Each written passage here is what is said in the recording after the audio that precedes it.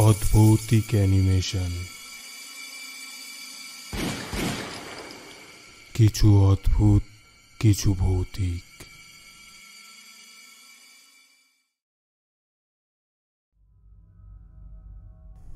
সকালে যখন ঘুম ভাঙল তখন দেখি হাসপাতালের বিছানায় শুয়ে আছি। নার্সের কাছে জানতে পারলাম টিকিট ঘরের লোকটা আর কয়েকজন রিক্সাওয়ালা ধরাধরি করে এনে আমাকে হাসপাতালে ভর্তি করে দিয়ে গেছে। জানালা দিয়ে বাইরে তাকিয়ে দেখলাম কাল রাতের বৃষ্টির পর আজকের আকাশ ঝলমল করছে সূর্যের আলোয়, কিন্তু মনের মধ্যে চিন্তার মেঘ ঘনীভূত হয়ে এলো। রাতে যা দেখলাম, যা শুনলাম, তা কি স্বপ্ন ছিল না বাস্তব? হঠাৎ মনে হলো আমার যাওয়া উচিত জমিদার বাড়ি।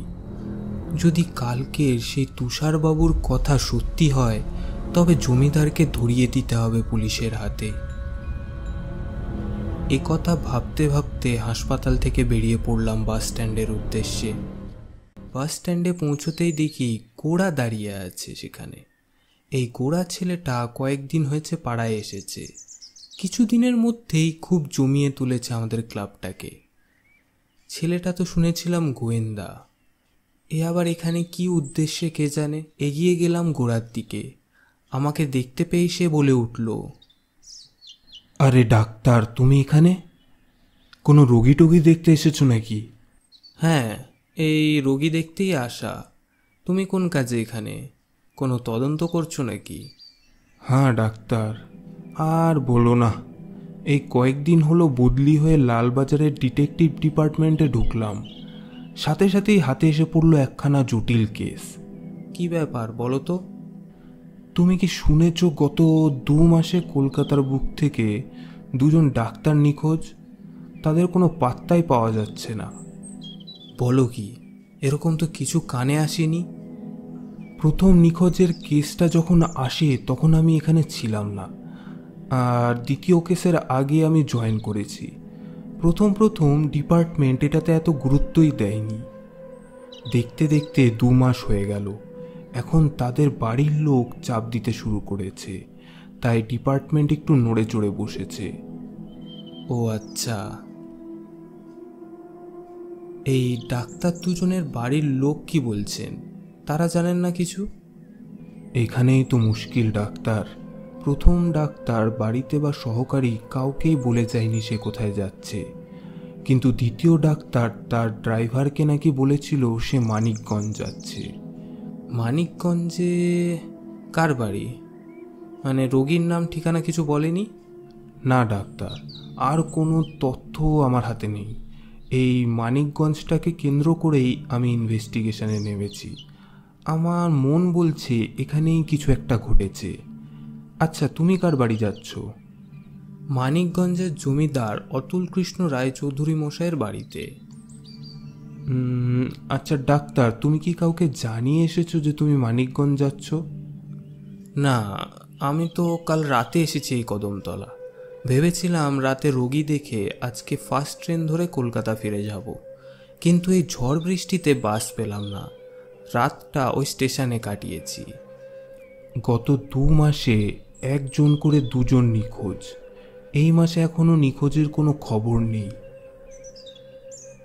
এ হলো আমার এক ব্যারাম, বুঝলে ডাক্তার। তথ্য প্রমাণের চেয়ে আমি আমার ষষ্ঠ ইন্দ্রিয়কেই বেশি বিশ্বাস করি। কি বলছো? কিছুই বুঝতে পারছি না। এখানেও কোনো তথ্য প্রমাণ নেই, কিন্তু আমার কেন জানি মনে হচ্ছে নিখোঁজ ডাক্তারদের তালিকায় 3য় স্থানে তোমার নামটি রয়েছে, আর ওই জমিদার বাড়ি আর নিখোঁজ হয়ে যাওয়া ডাক্তারদের মধ্যে কোনো না কোনো সম্পর্ক আছে। আমার সাথে কাল রাতে যা ঘটেছে তা শুনলে তোমার জমিদার বাড়ির ওপর সন্দেহটা আরও জোরালো হয়ে যাবে, কিন্তু আমার কাছেও এর কোনো তথ্য প্রমাণ নেই। ওই যে বাস আসছে, চলো বাসে উঠি, তারপর শুনবো তোমার কথা।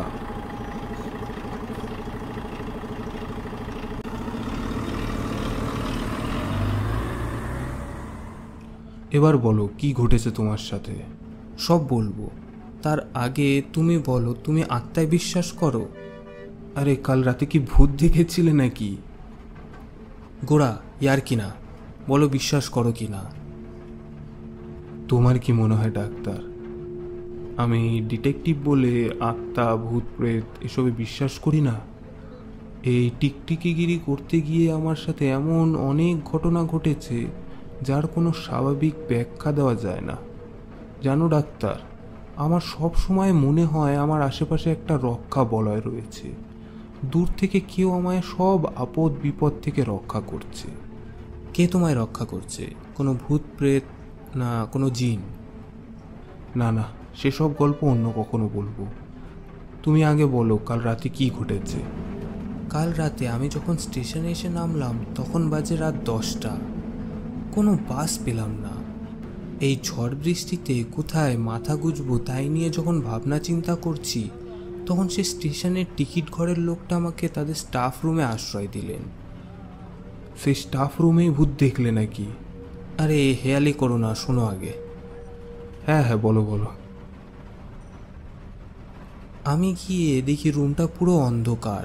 একটা চেয়ার টেনে বসলাম, অমনি একটি ভারী কণ্ঠ ভেসে আসলো। প্রথমে তো আমি ভয় পেয়ে গেছিলাম, তারপর তার সাথে আলাপ হলো। তার নাম তুষার বড়ুয়া, তিনি আয়ুর্বেদিক ডাক্তার। আরও নানান গল্প বললেন তিনি। তারপর তিনি জানতে চাইলেন আমি কোথায় যাচ্ছি। আমি সব বললাম তাকে। তিনি কি বললেন? তিনি আমাকে সেই জমিদার বাড়ি যেতে মানা করলেন। তারপর তিনি যে ঘটনা শোনালেন তা হলো, মাসখানেক আগে এভাবে ঘুরতে ঘুরতে আমি পৌঁছালাম মানিকগঞ্জ। সেখানে গ্রামবাসীরা আমার পরিচয় জানার পর আমাকে জমিদারের ছেলের অসুখের কথা জানালো। গ্রামবাসীদের কথা শুনে আমার মনে কৌতূহলের পোকা নড়ে উঠল।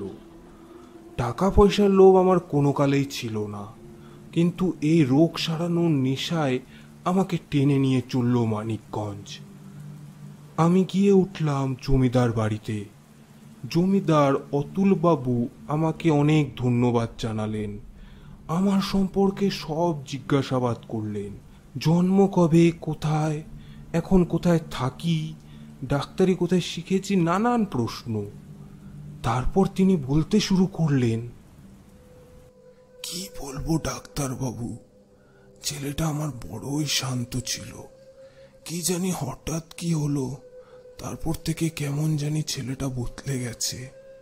সে একদিন পাশের পুকুরে মাছ ধরতে গেছিল। সেখানে হঠাৎ কিছু দেখে ভয় পেয়ে দৌড়তে গিয়ে হোঁচট খেয়ে পড়ে মাথায় আঘাত পায়। তারপর থেকে 1 মাস হয়ে গেল। ছেলেটার অবস্থা খুবই খারাপ। দিনের বেলা সে কোনো মতেই ঘর থেকে বেরোয় না, চোখ বন্ধ করে শুয়ে থাকে। খাওয়া দাওয়া ছেড়ে দিয়েছে প্রায়। রাত হলেই শুরু করে আজব কাণ্ড কারখানা। এমন অবদ্ধ ভাষায় কথা বলে আমরা কেউ কিছু বুঝে উঠতে পারি না। চোখগুলো বড় বড় হয়ে যায়, হাত পা শটান করে দাঁড়িয়ে থাকে। খুব বিপদ ডাক্তারবাবু। এর আগে আরো 2জন ডাক্তারবাবু এসেছিলেন। তারা সুজয়ের এই কাণ্ড কারখানা দেখে ভয়ে রাতারাতি কিছু না জানিয়েই চলে গেছেন। আপনি কিছু করুন ডাক্তারবাবু। সব কিছু শুনে আমি একটু চিন্তায় পড়ে গেলাম। তারপর দুজনে গেলাম সুজয়ের ঘরে। গিয়ে দেখি সে শুয়ে আছে। তার মুখ ফ্যাকাশে, মনে হচ্ছে শরীরে রক্ত কম। এছাড়া বাইরে থেকে আর কোনো রকম কিছু চোখে পড়ল না। সুজয় ঘুমোচ্ছে দেখে আর তার ঘুম ভাঙালাম না। আমিও সেদিন ক্লান্ত ছিলাম, তাই নিজের ঘরে গিয়ে শুয়ে পড়লাম। রাত হতেই হঠাৎ একটা আওয়াজ কানে এলো। কেউ কোনো মন্ত্র আওড়াচ্ছে, কিন্তু কি ভাষায় সেটা বোঝা মুশকিল। আমি কান খাড়া করে শুয়ে রইলাম। মনে হচ্ছিল এই মন্ত্র আমার শোনা, কিন্তু কিছুতেই মনে করতে পারছিলাম না। কিছুক্ষণ পর সেই মন্ত্র আমি বুঝতে পারলাম। এ তো মারণতন্ত্র। যার উপরে এই তন্ত্র চালনা করা হয় সেই মন্ত্র আওড়ায় নিজের অজান্তেই, আর নিজের মৃত্যুকে কাছে ডেকে আনে ধীরে ধীরে। সেদিন রাতটা কোনো রকমের চোখ বুজে শুয়ে রইলাম। পরের দিন সকালে অতুলবাবুকে পুরো কথাটা জানালাম। তিনি পুরোপুরি নাস্তিক মানুষ, দেবতা, ভগবান, ভূত প্রেত, তন্ত্রমন্ত্র কিছুতেই তার কোনো বিশ্বাস নেই। তিনি উল্টো আমার যোগ্যতার উপরে প্রশ্ন করতে শুরু করলেন। আমি তাকে বোঝানোর চেষ্টা করলাম, কিন্তু তিনি কিছুতেই বুঝতে চান না। তিনি আমাকে বললেন কাল সকালেই বাড়ি ছেড়ে চলে যেতে। তারপর আপনি কি করলেন? সেদিন রাতে খাওয়া দাওয়ার পর আমি গিয়ে শুয়ে পড়লাম। ঘুমিয়েও পড়েছিলাম। হঠাৎ ঘুমটা ভেঙে গেল সেই মন্ত্র উচ্চারণের আওয়াজে। মন দিয়ে শুনতে লাগলাম, কিন্তু কিছুক্ষণ পরেই আওয়াজ বন্ধ হয়ে গেল। আমি আবার চোখ বুজলাম। ঘুম ঘুম এসেছিল। হঠাৎ দরজায় টোকা পড়ল। আমি বিছানা ছেড়ে উঠে গিয়ে দরজা খুলতেই একজোড়া হাত আমার গলা টিপে ধরল। আমি কোনো মতেই সেই হাত ছাড়াতে পারলাম না। ধীরে ধীরে আমার চোখের সামনে অন্ধকার নামতে লাগলো, আর আমার নিথর দেহ মাটিতে লুটিয়ে পড়ল। আপনি তো দারুণ গল্প বলেন। আপনার নিথর দেহ যদি জমিদার বাড়িতে লুটিয়ে পড়ে, তবে আমার সামনে জলজ্যান্ত শরীরটা কার? তোমার সাথে রসিকতা করার মতলব আমার নেই। তোমাকে সাবধান করতে আসলাম। দেখতে চাও আমার আসল রূপ? এই নাও। কি এবার বিশ্বাস হলো তো? এ কি? আপনাকে কে হত্যা করেছিল? আমার নিথর দেহ তারপর টেনে নিয়ে বাড়ির পেছনে নিয়ে গেল সেই জমিদার। সেখানেই মাটি খুঁড়ে মৃতদেহ পুঁতে দিল। জমিদার? তিনি কেন খুন করবে? আপনাকে খুন করে তার কি লাভ? জমিদার অতুল কৃষ্ণ তাদের জমিদারির হিস্সা থেকে তার ভাই অমল কৃষ্ণ রায় চৌধুরীকে বঞ্চিত করতে চাইছিল। সেই উদ্দেশ্যে তিনি তার ভাইকে মেরে ফেলার পরিকল্পনা করেন। এই অবস্থায় জমিদার এক তান্ত্রিকের শরণাপন্ন হন। সে তাকে এক যজ্ঞের আয়োজন করতে বলে, আর এটাও বলে যে সেই তান্ত্রিক ও জমিদার ছাড়া আর কেউ যেন যজ্ঞের সময় ওই জায়গায় না আসে। কিন্তু দুর্ভাগ্যবশত জমিদারের ছেলে সেখানে এসে পড়ে। তাতেই সেই তান্ত্রিকের করা মারণতন্ত্রের কবলে পড়ে যায় জমিদার অতুল কৃষ্ণের এক ছেলে সুজয়। তারপর থেকে সে পাগলের মতো আচরণ করতে শুরু করে আর অবৈধ ভাষায় মন্ত্র পড়তে শুরু করে। সেই অসাধু তান্ত্রিক তখন অতুল কৃষ্ণকে বলে যে 3টি নরবলি চাই, তাহলেই তার ছেলেকে বাঁচানো যাবে। কিন্তু যাকে তাকে বলি দিলে কাজ সিদ্ধ হবে না। এমন মানুষের বলি দিতে হবে যার জন্ম পূর্ণিমার রাতে, আর বলি দিতে হবে অমাবস্যার রাতে। এরপর থেকেই জমিদার বলি দেওয়ার জন্য লোক খুঁজতে শুরু করে। সে চাইলেই তার গ্রামবাসীদের মধ্যে থেকে খুঁজে নিতে পারত 3টি নিরীহ প্রাণ, কিন্তু তার ছেলের অসুস্থতার খবর পুরো গ্রাম জানে। তারপর 3জন গ্রামবাসী হঠাৎ গায়েব হয়ে গেলে পুরো সন্দেহটা এসে পড়তো জমিদারের ওপর। তাই সে ঠিক করলো দূর দূরান্ত থেকে ডাক্তারদের ডেকে এনে তাদের খুন করবে। আপনাকে নিয়ে 3টি প্রাণ নেওয়া তো হয়ে গেছে, তবে আমাকে ডাকা হলো কেন? বললাম না, এমন লোকের বলি দিতে হবে যার জন্ম পূর্ণিমার রাতে। কিন্তু আমার সেই সৌভাগ্যটা ছিল না। তবে আপনাকে মারলো কেন? আমি যেহেতু বুঝে গেছিলাম যে তার ছেলের ওপর মারণতন্ত্র করা হয়েছে, এতে জমিদার ভেবেছিল যে আমি আগের 2 ডাক্তারের হঠাৎ রাতারাতি উধাও হয়ে যাওয়ার রহস্য ধরে ফেলব। আগের 2 ডাক্তারকেও সেই জমিদারই খুন করেছে, আর বিনা কারণে আমিও প্রাণ হারালাম। তোমাকে সাবধান করার জন্যই আজ আমি এখানে এসেছি। জমিদারকে ধরিয়ে দিতে হবে পুলিশের হাতে। আমার খুনের বদলা, আরো 2টি নিরীহ প্রাণের বদলা তোমাকে নিতেই হবে। খুনের বদলা তোমাকে নিতেই হবে, নিতেই হবে।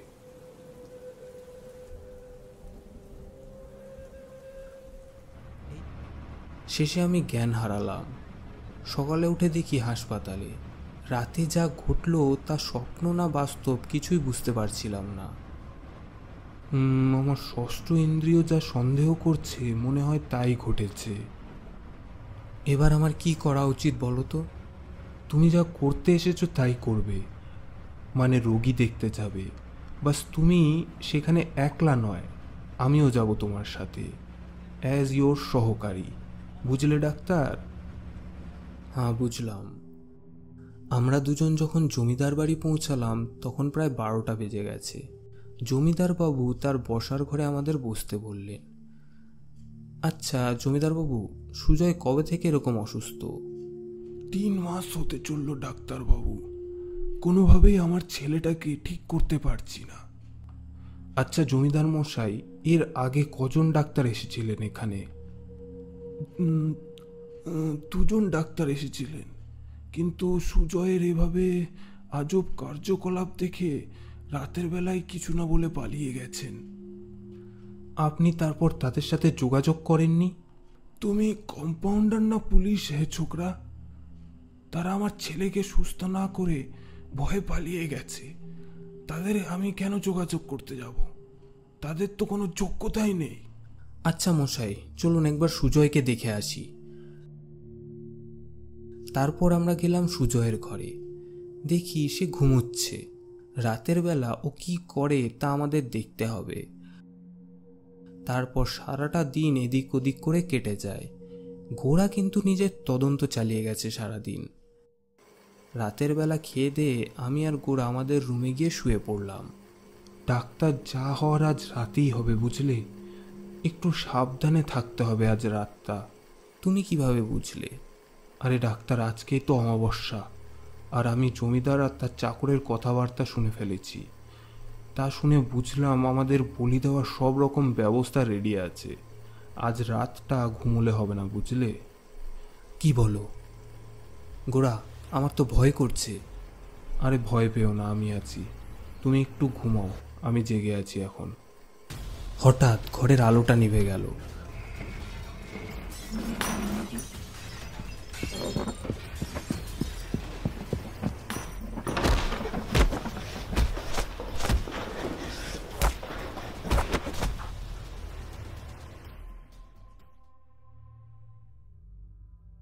জ্ঞান ফিরতেই চারিদিকে তাকিয়ে দেখি এক জঙ্গলের মাঝে পড়ে আছি। সামনে একটা প্রকাণ্ড কালী মন্দির, পাশে পড়ে রয়েছে গোরা। দুজনেরই হাত বাঁধা রয়েছে। মন্দিরের সামনে জমিদার আরেকজন কেউ দাঁড়িয়ে কথা বলছে।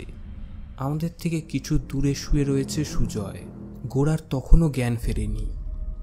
হঠাৎ সেই লোকটা জমিদারের উদ্দেশ্যে বলল, এবার ডাক্তারকে পয়লা বলি দিতে হবে, उसके बाद এই লেটুরটাকে খতম করব। কই রে, খড়গটা কাহা है, लेके आ। কিন্তু তখনই হঠাৎ চারিদিকে একটা আলোড়ন পড়ে গেল। কাক, পক্ষী, জীবজন্তুর আওয়াজে ভরে গেল চারিদিক।